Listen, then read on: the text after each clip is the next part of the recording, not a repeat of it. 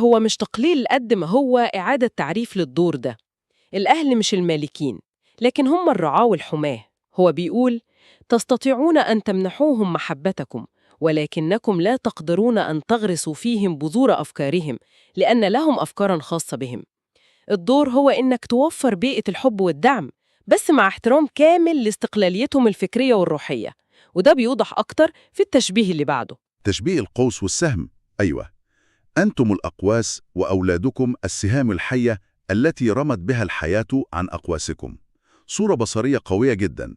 الأهل هم القوس الثابت اللي بيدي القوة والدفعة، لكن السهم اللي هو الابن ليه مساره الخاص اللي بتوجهه الحياة مش القوس. بالظبط كده. والقوس دوره أساسي طبعاً، من غيره السهم مش هينطلق بقوة وثبات. لكن القوس لازم يفضل في مكانه، إنما السهم بيروح للمستقبل، لآفاق جديدة ومختلفة. وجبران بيأكد ده لما بيقول: لأن الحياة لا ترجع إلى الوراء، ولا تذل لها الإقامة في منزل الأمس. كل جيل وليه عالمه وتحدياته ورؤيته. مم.